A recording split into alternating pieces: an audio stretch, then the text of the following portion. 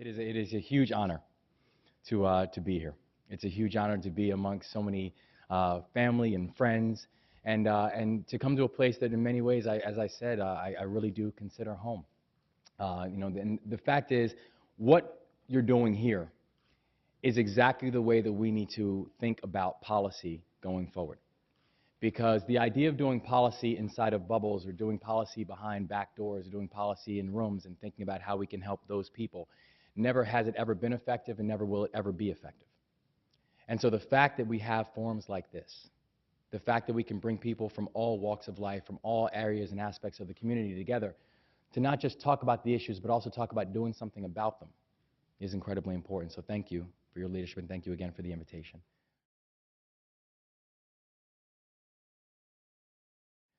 It's also great to be back at Johns Hopkins. Johns Hopkins was a place where, I always like to say, Johns Hopkins didn't teach me how to think, but Johns Hopkins taught me to think. Johns Hopkins taught me to take the information that I've gotten and not just simply regurgitate the information that I got, but actually use that information and come up with a process of what that information means to me, what that information means to the community around me, and how exactly that information can be effective.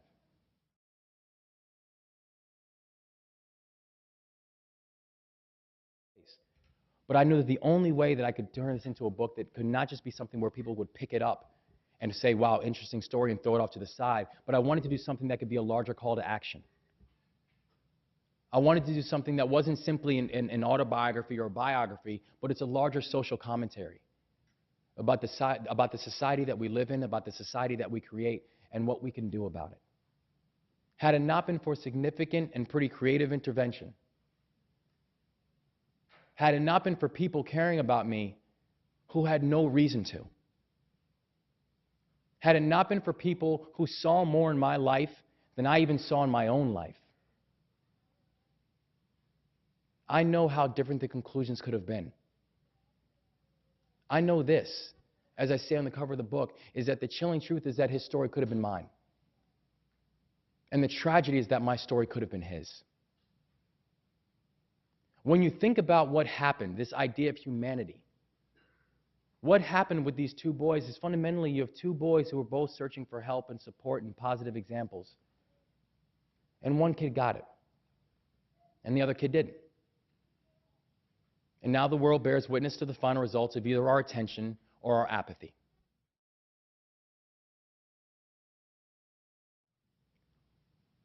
We all live in an extraordinary city.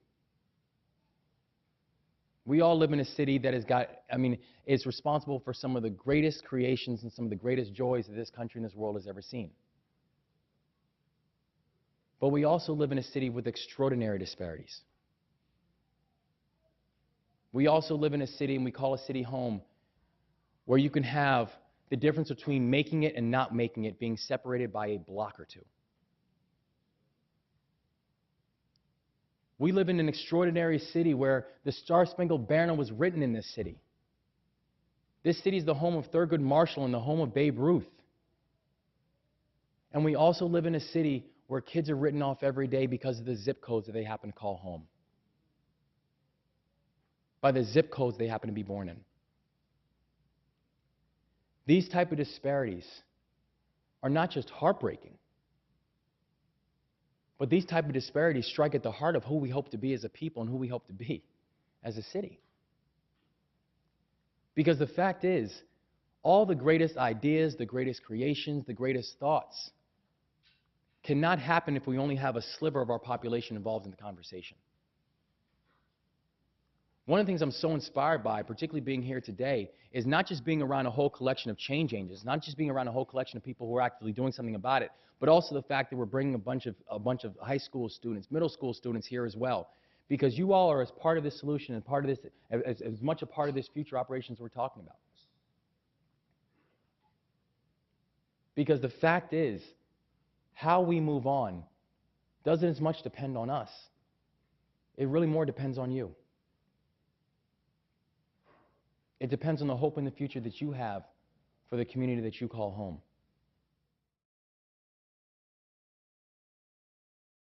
There's a scene in the book when Wes and I are talking, and we're talking about Baltimore, and I was asking him a question. I said, so do you think that we're products of our environment? And Wes looked back at me, and he said, actually, I think we're products of our expectations. And I thought he's absolutely right. We're products of our expectations. Not just the expectations that we have for ourselves, not just the expectations that we have for other people, but also how those expectations become the expectations that we have for ourselves. The question I have is, how do we alter the expectations that we not only have for other communities, but also alter the expectations that communities have of themselves, in order so we can see these amazing ordinary resurrections take place every single day? How do we bring programs that work and actually take them to scale? We all know what a lot of the challenges are. We see challenges all around us. We know challenges of early childhood education, or challenges of graduation rate, challenges of reducing the number of teen pregnancies, challenges of healthcare disparities. We all know what a lot of these challenges are. And many of us even know the solutions to a lot of these challenges because we know what's been working. We know what impacts and effects have actually taken place in communities that have actually been working. So the question becomes, how do we then bring that to scale? The amazing thing about this room in particular is that we've got enough brain capacity in this room alone. We've got enough built-in constituencies in this room alone that if we figured out one problem, there is no doubt in my mind that we could tackle it. If the idea of waiting for other people to figure this stuff out is simply wasting our time, because we can figure this stuff out. We don't need to have titles or job responsibilities or have our name on a ballot to not just identify, but then figure out what are the actionable items that need to take place in order to affect real change within our communities. The beautiful thing is we've got people in this room who are already doing it. So how are we supporting them? We've got teachers and administrators and faculty in this room that are shaping young minds as we speak. How are we aiding them? We've got community leaders in this room right now who have figured out the secret sauce that it takes to actually mobilize and move people. How are we scaling them? We don't need to wait for anybody to figure this stuff out.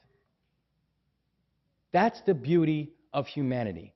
That's the beauty of resilience. Gone are the days when we can wait for other people to figure this out. Because resilience needs to be at the core of solving these solutions. They're not going to be easy. If they're easy, they'd be figured out already. And as I said before, if they're easy, they're probably not worth going after. But they're worth it. Because when you think about the long-term sustainability of our communities, the long-term sustainability of us as a people, it cannot simply be done with a small sliver of people being part of the conversation. Just like this room, which serves as a model as to the way we need to address these issues, everybody needs to be a part of the larger conversation. And an idea of progress, and an idea of resilience, and an idea of humanity has to be at the core of it. Thank you all so much for your time, and thank you so much for your energy and the work that you're doing. Thank you.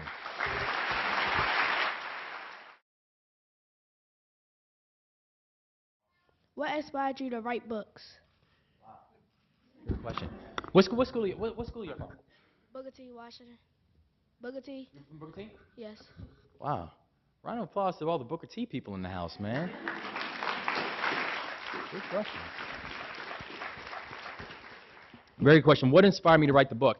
You know, it's funny. At first, I didn't want to, because I was first approached about it from a friend of mine who's an author who knew I had this relationship with Wes, and she's like, you know, I think there's a larger story here. I think there's almost a greater truth to be understood in this. And I was like, yeah, you know what, but I'm not that interested. I don't have time. I didn't want to look that deeply into his life. I quite honestly didn't want to look that deeply into my own life. And there were a couple real motivations that led me to want to do this. And the first motivation was, it was actually a quote, and I said it earlier, but it was actually a quote by a gentleman named Edmund Burke, when he said, all it takes for evil to triumph is for good people to do nothing. And I thought about something that Wes told me, because I spoke to Wes about it, and I asked him what he thought, and he said, listen, he said, I've wasted every opportunity I've ever had in life. And if you can do something that can help people understand the consequences for their decisions, and also help people understand the neighborhoods these decisions are being made in, then I think you should do it. So that really then became the motivation for going through with this process. And it's been an amazing process because I've been so humbled by the reaction. You don't realize how your story can be used and hopefully can be used for a common good.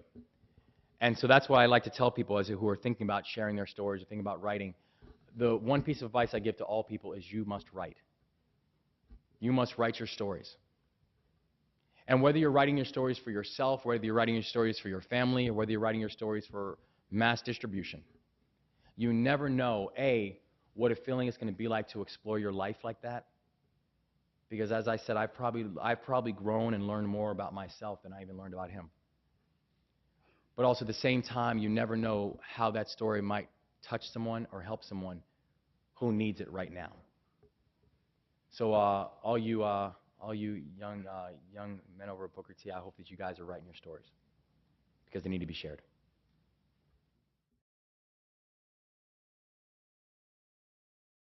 And my question is, if you was living the life of the other Wes Moore, what message would you send out to youth around the world or children if you finally decide to have any? Great questions. Um, you know what? It's funny about that. I don't even have to speculate on that answer. I know the answer because I've asked him. Uh, Wes knows that one of my passions, and I made very clear to the publisher when I put together this book, that if the whole idea of this book was to simply stick me in Barnes & Nobles around the country, then I'm not interested. I really have better things to do with my time than that. If the point is actually to go out and go to schools, community centers, churches, organizations like this, to talk about larger messages and actually be part of a larger solution, that we make sure that this isn't just talk, but that there are actions behind this, then I would be interested in doing that. So when I get a chance to talk to Wes, and I ask him, and he knows that, and I say, so are there things that you want me to share, and particularly with students? Are there things that you want me to share? Because obviously he can't share them. And his answer is actually pretty simple. He says, tell them this is no place you want to be. Wes's day consists of him waking up at 5:30 in the morning. He's then led outside of his cell where each person is counted to maintain accountability, goes and has some breakfast. He'll work a full day. He'll make about 53 cents a day that he then can use in the commissary towards doing things like buying deodorant or stamps. He'll get maybe an hour or two of outside time, which is basically a large pen. And then he'll go back to his cell, and then he'll go to bed. And that has been Wes's day for the past 10 years, and that'll be Wes's day until God decides to take him off the planet. And the amazing thing about that, when you talk to Wes about it, he'll say, and as I'm very clear about, I say that not because I'm trying to create sympathizers, but I say that because the consequences are real. And so the thing that Wes always wants me to share with people as you go out, and particularly as I'm talking to students, is enjoy what you've got and make the decisions that you know are going to actually give you your freedom later on. Because sometimes it's very difficult, as I say in the book, sometimes it's difficult to understand when second chances start becoming last chances. And it's very difficult to see that line because it's very blurry. But the problem is that when we cross over that line, there's no coming back. Because you have lost every sense of freedom. You've lost every sense of who you are. And so that's the message I know he always wants me to share with people.